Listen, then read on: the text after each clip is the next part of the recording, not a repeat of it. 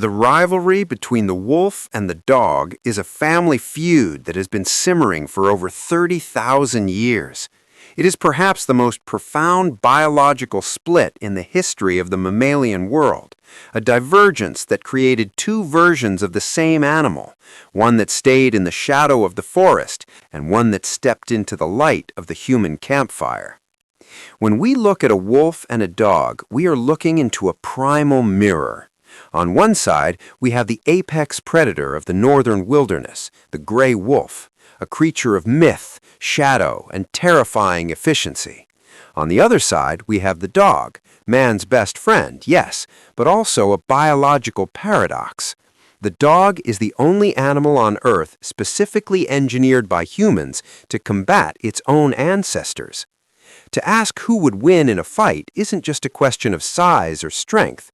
It's a question of biology, psychology, and the fundamental difference between a creature that kills to survive and a creature that lives to serve. We must dismantle the myths and look at the cold, hard data. We will analyze the physics of their jaws, the chemistry of their blood, the history of their battles, and the psychological software that governs their actions. This is not a movie. This is a deep dive into the reality of canine combat. The Great Divergence, Neoteny, and the Loss of Power. To truly understand this confrontation, we must first go back to the beginning, the Great Divergence. Somewhere in the late Pleistocene, a group of bold, less aggressive wolves began hanging around human camps. Over millennia, this led to a biological phenomenon known as domestication syndrome. As humans selected for tameness, the physical traits of the wolf began to melt away. This process is known as neoteny, the retention of juvenile traits into adulthood. Dogs, in many ways, are permanent puppies. Their skulls are rounder, their ears are often floppier, and their brains are roughly 20 to 30% smaller than their wolf counterparts. This reduction isn't just about intelligence in the way we think of it. It's about the hard wiring for survival. A wolf's brain is dominated by a massive olfactory bulb and sections responsible for complex spatial awareness and tactical planning. The dog's brain, however, has been repurposed for social cognition, the ability to read human facial expressions and follow vocal cues. While this makes them better companions, it has massive implications for a real-world fight. The wolf remained in the biological arms race of the wild, where every mistake results in death, while the dog moved into the protected, subsidized sphere of human civilization. Furthermore, the flight or fight response in dogs has been dampened.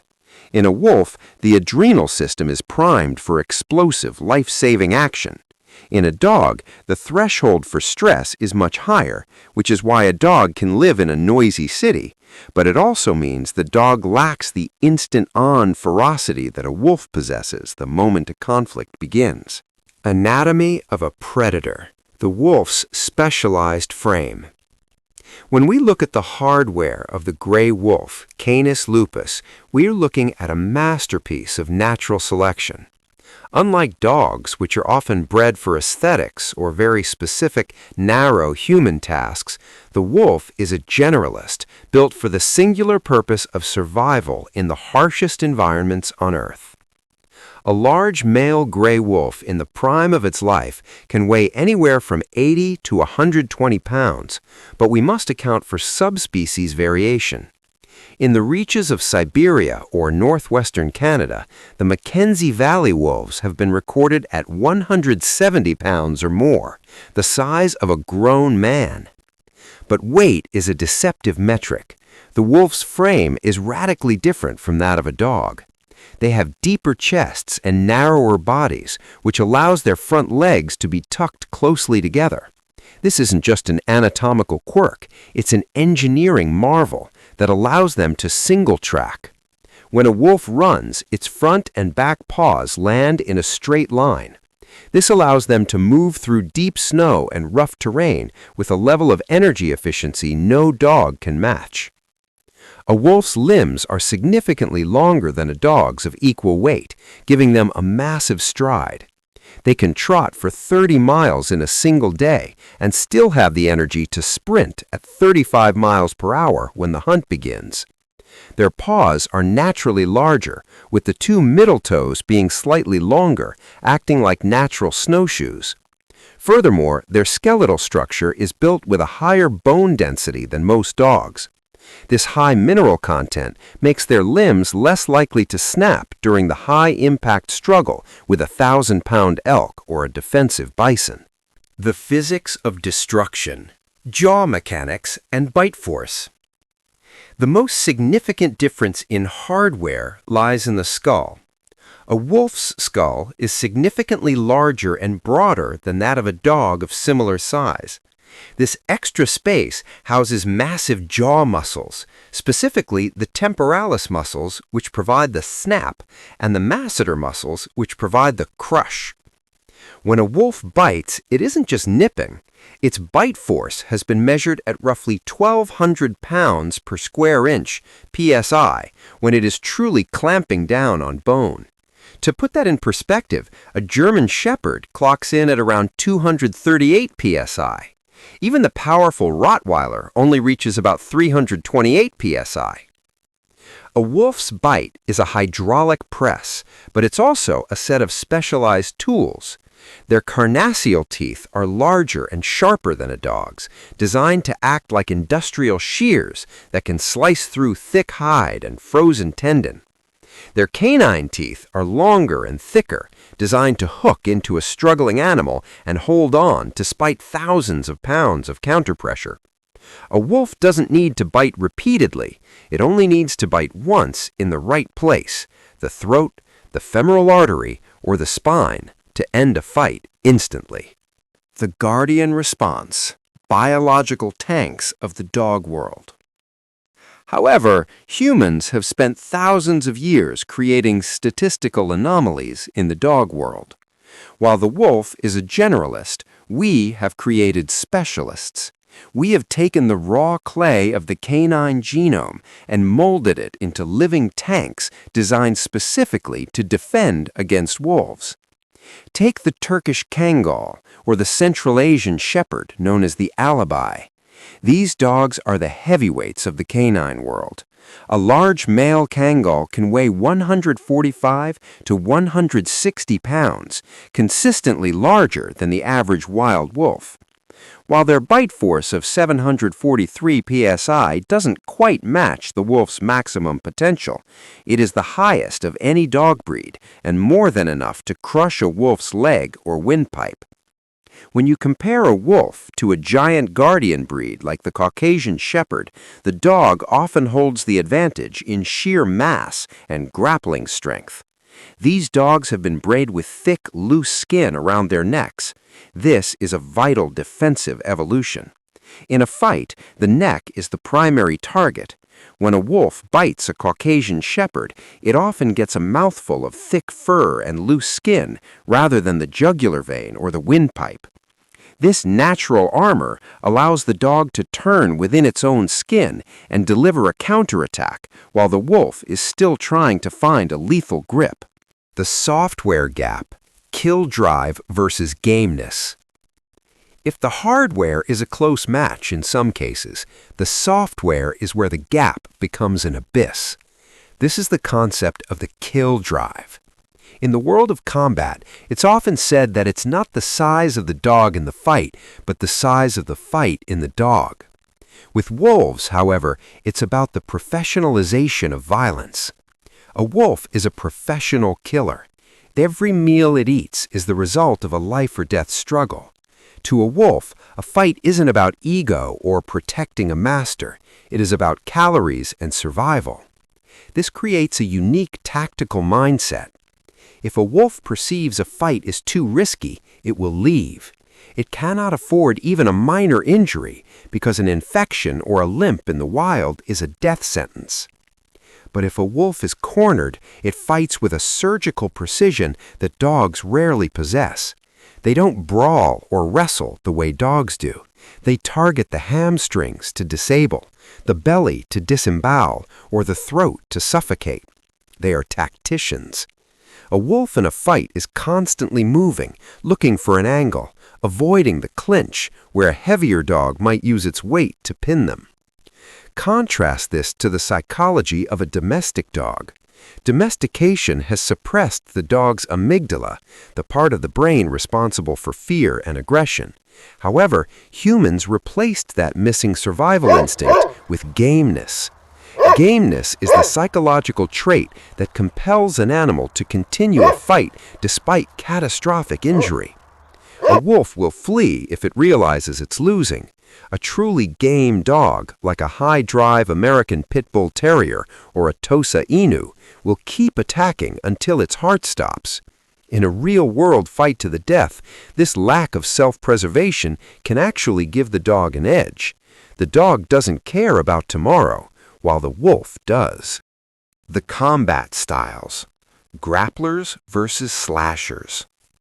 In a real fight, the two animals employ fundamentally different styles of combat.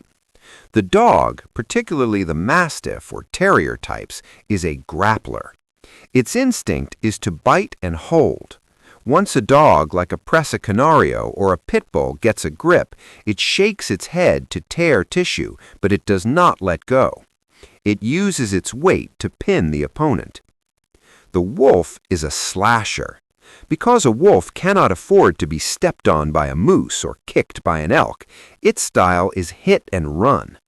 A wolf will dart in, deliver a bite with 1,200 psi of pressure, and immediately release and move away.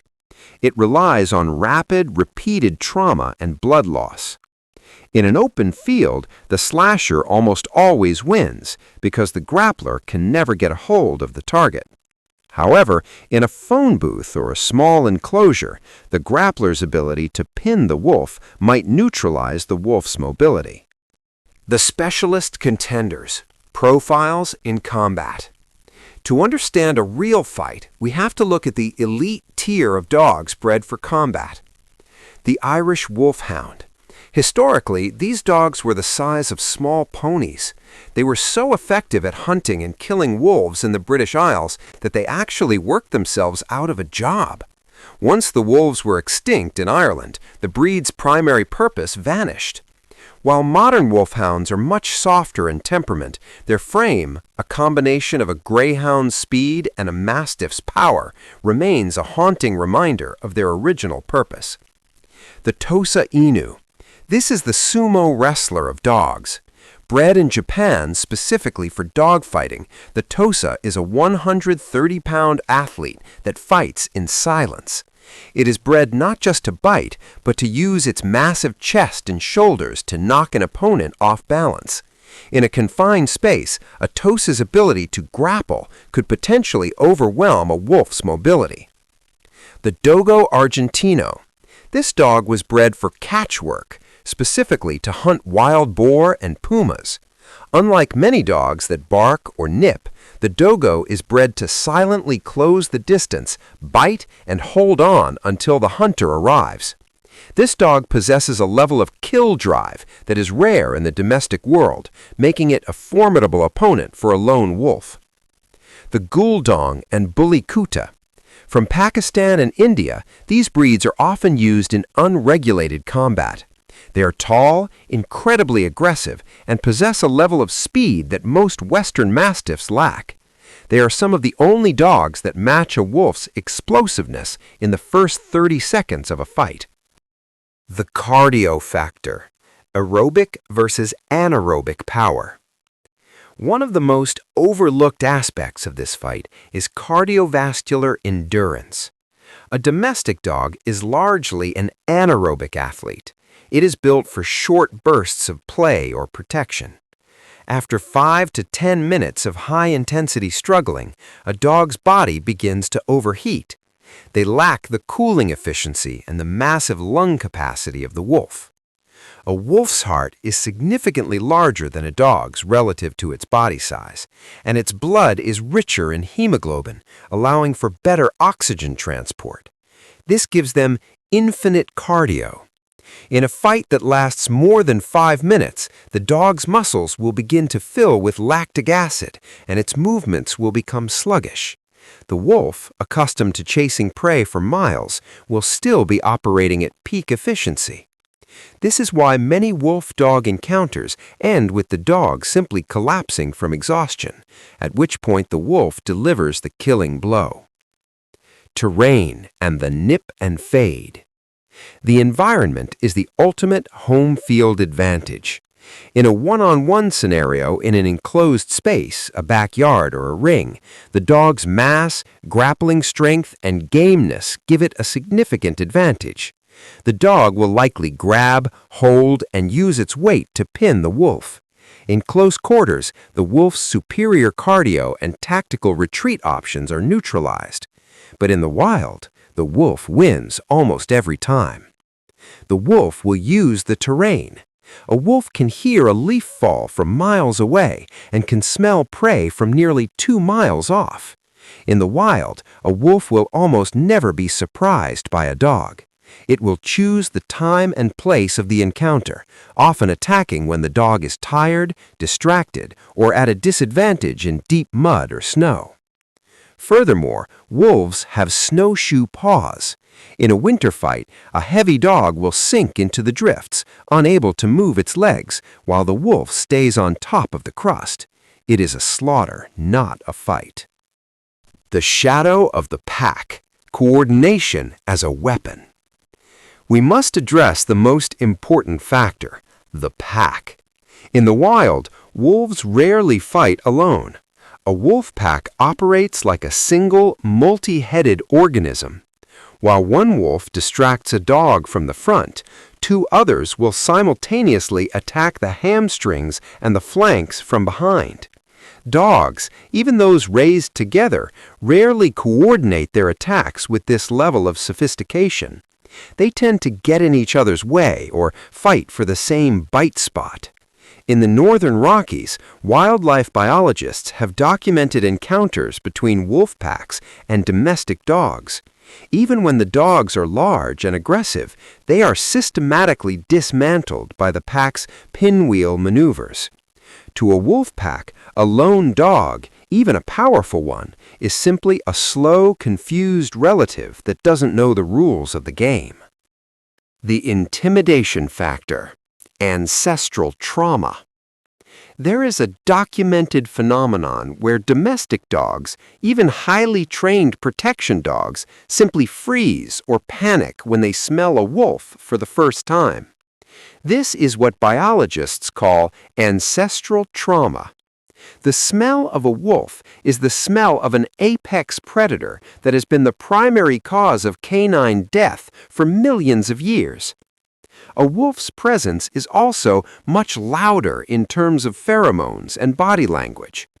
A wolf can raise its hackles to an incredible height, change its eye shape, and emit a low-frequency growl that can vibrate in the chest of a dog. A dog that loses its nerve before the first bite is landed has already lost the fight. In many recorded encounters, the dog simply turns and runs, which triggers the wolf's chase instinct, leading to a quick death from a bite to the back of the neck.